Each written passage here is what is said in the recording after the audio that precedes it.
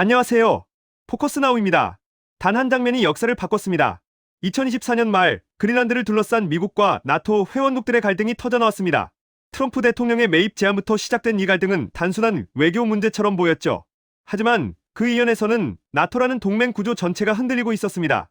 그 갈등의 소음거리 속에서 노르웨이는 전통적인 선택을 벌였습니다. 그리 선택한 것은 한국산 장거리 정밀 타격 무기 천무였습니다. 이 결정이 왜 역사적인가요? 그것을 추적하는 것이 오늘 우리의 여정입니다. 포커스나우, 지금 시작합니다. 지도를 펼쳐보세요. 그린란드는 얼음과 눈뿐인 땅처럼 보입니다. 인구 5만 6천 명, 덴마크 영토, 세계에서 가장 큰 섬. 하지만 군사 지도에서는 이곳이 세계의 심장입니다. 왜일까요? 첫째, 북극 항로입니다. 지구 온난화로 북극의 얼음이 녹으면서 새로운 해상 항로가 열리고 있습니다. 수에즈 운하를 우회하는 이 항로는 유럽과 아시아 간 운송 시간을 40% 단축시킵니다. 그린란드는 이 항로의 관문입니다. 둘째, 조기경보 레이더입니다. 미국은 그린란드에 투통 공군기지를 운영하고 있습니다. 이곳의 레이더는 러시아의 핵미사일을 감지하는 최전선 감시소입니다. 북극에서 발사된 ICBM을 30분 내에 포착할 수 있는 유일한 체계죠. 셋째, 지정학적 삼각형입니다. 미국은 중국의 북극 진출을 견제하려 합니다. 러시아는 북극을 자신의 영역으로 확보하려 애씁니다. 그리고 중국은 극지 실크로드라는 신개념으로 이 지역에 투자하고 있습니다. 그린란드는 이 세 강대국의 이해관계가 교차하는 지점입니다. 그래서 트럼프 대통령이 미국이 그린란드를 사겠다고 말했을 때 단순한 농담처럼 들렸지만 정치권에서는 지진이 났습니다. 덴마크는 격분했습니다. 우리 땅을 팔 수 없습니다. 나토 회원국들은 불편해했습니다. 그 순간부터 나토의 균열이 드러나기 시작했습니다. 나토는 1949년 설립 이후 75년간 미국 중심의 집단방위 동맹으로 작동해왔습니다. 그 논리는 단순했습니다. 미국이 주도, 유럽이 따른다. 이것이 냉전식 동맹의 공식이었죠. 하지만 2024년은 달랐습니다. 트럼프식 압박 외교는 나토 내부의 불안감을 심었습니다. 미국이 정말 우리를 지킬까? 이 의심이 처음으로 수면 위로 떠올랐습니다. 우크라이나 전쟁으로 러시아의 위협이 실제화되자 동유럽 국가들은 더욱 긴장했습니다. 그런데 미국의 정책이 변한다면 동유럽 국가들의 입장은 더욱 복잡했습니다. 노르웨이, 스웨덴, 핀란드는 이제 나토 회원국입니다. 과거에는 나토의 주변부였지만 러시아의 우크라이나 침략 이후 이들은 최전선이 되었습니다. 북극에서 러시아와 직접 국경을 맞대고 있는 노르웨이의 입장을 생각해보세요. 그린란드 논쟁은 더 깊은 문제를 드러냈습니다. 미국과 덴마크의 미묘한 갈등이었습니다. 덴마크는 그린란드에 방위비를 투자하고 있었고 미국도 기지를 운영하고 있었습니다. 그런데 미국 대통령이 갑자기 사겠다고 말한 거죠. 이것은 덴마크의 주권을 무시하는 것 같았습니다. 50대, 60대, 70대 시청자분들이 익숙한 냉전식 동맹 논리가 붕괴되는 순간이었습니다. 미국이 있으면 우리는 안전하다는 공식이 깨지고 있었습니다. 그 균열 속에서 각 국가는 독자적인 선택을 준비하기 시작했습니다. 노르웨이를 좀 더 자세히 살펴봅시다. 노르웨이는 북극의 최전선에 있습니다. 바렌츠 해의 북쪽, 러시아와의 국경. 노르웨이 북부 트롬스에서 러시아 국경까지는 겨우 100km입니다. 겨울에도 녹지 않는 바렌츠 해에 항구가 있어서 러시아 핵 잠수함이 대서양으로 진출하는 통로입니다. 노르웨이는 2024년 신박한 군사력 공백을 직면하고 있었습니다. 로켓 전력입니다. ATACMS 같은 장거리 정밀 타격 무기가 필요했습니다. 우크라이나 전쟁을 보며 노르웨이군은 깨달았습니다. 이런 무기가 없으면 러시아 함정과 기지를 제때 격퇴할 수 없다. 하지만 노르웨이는 문제가 있었습니다. 자체 로켓 개발? 시간이 없습니다. 위 ATACMS 도입? 정치적 복잡성이 있었습니다. 미국산을 들여오면 미국과의 의존도만 커집니다. 그리고 트럼프의 미국은 정말 신뢰할 수 있을까요? 노르웨이가 기존 유럽 체계를 검토했을 때 문제는 명확했습니다. 프랑스의 SCALP, 우수하지만 납비가 깁니다. 독일의 터러스, 정치적으로 복잡합니다. 영국의 스톰 샤도우, 가능하지만 제한적입니다. 여기서 중요한 것은 이것입니다. 노르웨이에게는 선택지가 많은 것이 아니라 지금 당장 쓸 수 있는 무기가 필요했습니다. 우크라이나 전쟁이 계속되고 있습니다. 러시아의 장거리 정밀 공격이 일어나고 있습니다. 북극에서 러시아 활동이 증가하고 있습니다. 노르웨이 국방부의 입장은 단단했습니다. 이상보다 현실이 먼저다. 그들은 물었습니다. 누가 가장 빨리, 가장 확실하게 우리에게 이 무기를 넘겨줄 수 있을까? 상식적으로 생각해봅시다. 나토 회원국이 장거리 정밀 타격 무기가 필요하면 미국입니다. 미국은 A의 개발자이자 공급자입니다. 기술적으로 최고, 성능도 최고, 나토 호환성도 완벽합니다. 하지만 현실은 복잡했습니다. 첫째, 기술 이전의 문제입니다. ATACMS는 미국의 최고 기밀 무기입니다. 풀스펙 기술을 넘기는 것이 쉽지 않습니다. 둘째, 납기입니다. 미국 국방부의 생산 일정은 이미 조인트 스트라이크 파이터, 핵잠수함, 미사일 방어, 체계 등으로 포화 상태입니다. 노르웨이 같은 소국 주문에 우선순위를 줄 수 없습니다. 셋째, 정치입니다. 트럼프 행정부는 NATO 회원국들의 방위 진액을 지속적으로 압박하고 있었습니다. 그 와중에 무기도 비싸게 팔겠다는 신호를 보낼 수 있습니다. 노르웨이 국방부는 이를 예측했습니다. 그래서 노르웨이는 대안을 검토했습니다. 유럽 체계들 말입니다.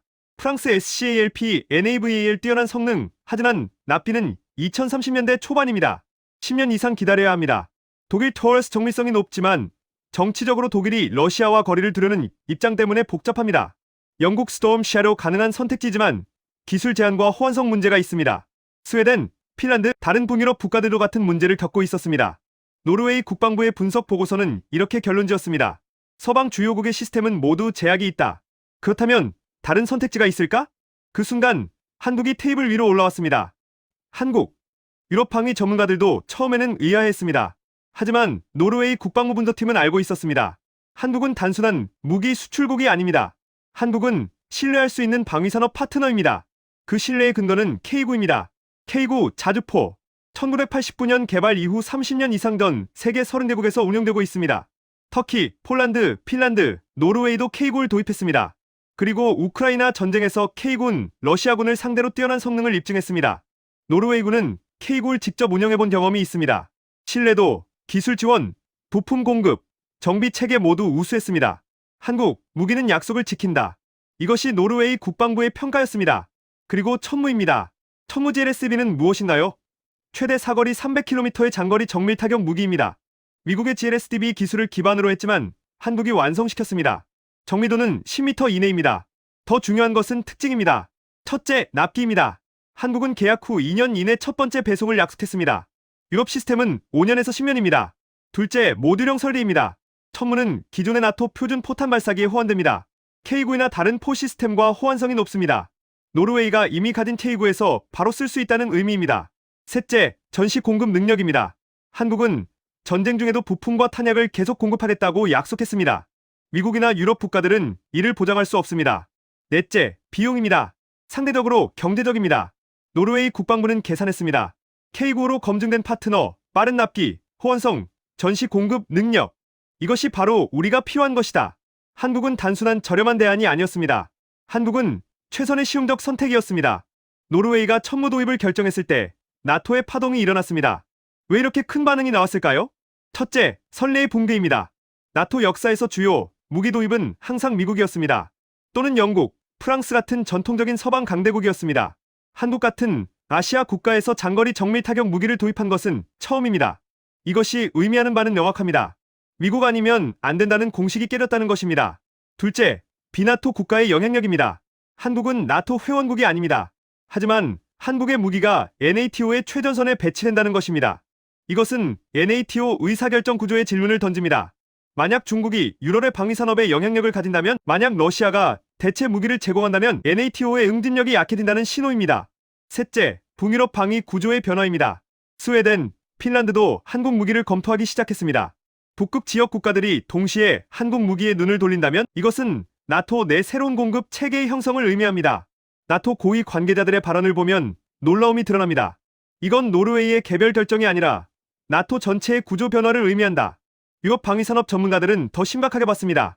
미국의 산업 역량이 한계에 도달했고 그 틈새에 한국이 들어왔다. 실제로 그렇습니다. 미국은 우크라이나 지원, 타이완 방어, 중동 개입 등 동시다발적 위협에 대응하느라 자국 무기 산업이 포화 상태입니다. 그 와중에 나토 회원국의 신규 장비 요청까지 처리할 여유가 없습니다. 한국은 그 공백을 채웠습니다. 이제 우리가 추적해야 할 순간입니다. 그린란드에서 시작된 균열이 왜 한국으로 이어졌을까요? 세 가지 이유가 있습니다. 첫째, 정치적 갈등과 군사적 현실의 분리입니다. 미국과 덴마크의 갈등은 정치적입니다. 그 갈등 속에서 노르웨이는 냉정했습니다. 노르웨이는 우리 국방의 현실에 집중했습니다. 외교는 흔들렸지만 군은 냉정했습니다. 이것이 중요합니다. 정치가는 동맹을 위해 양보할 수 있습니다. 하지만 군 지휘관은 국민의 생명을 위해 최선의 선택을 해야 합니다. 그 순간 노르웨이는 정치적으로 안전한 선택이 아니라 군사적으로 올바른 선택을 했습니다. 둘째, 신뢰라는 변수입니다. K9로 30년간 검증된 신뢰, 우크라이나 전쟁에서 입증된 한국 무기의 품질, 그리고 무엇보다 약속을 지킨다는 평판. 미국은 기술로는 최고지만 정치적으로는 예측 불가능해졌습니다. 유럽은 기술적으로는 우수하지만 낯비가 너무 깁니다. 한국은 둘 다였습니다. 기술도 있고 속도도 있고 신뢰도 있었습니다. 셋째, 지정학적 위기의 현실화입니다. 우크라이나 전쟁은 유럽의 선택을 강제했습니다. 이제 자신의 국방을 직접 챙겨야 한다는 깨달음입니다. 노르웨이는 그것을 가장 먼저 깨달은 나라였습니다. 러시아와 국경을 맞대고 있고 북극의 최전선에 있으니까요. 그의 선택은 이것입니다. 우리는 더 이상한 나라에만 의존할 수 없다. 우리의 국방을 스스로 챙겨야 한다. 그렇다면 최선의 선택은 무엇인가? 한국이다. 위기의 순간 신뢰가 선택을 바꿨습니다. 마지막으로 이것이 의미하는 바를 정리해봅시다. 단순한 무기 수출이 아닙니다. 과거 10년간 한국은 무기 수출국이었습니다. 중동에 팔고 아시아에 팔고 조금씩 범위를 넓혀왔습니다.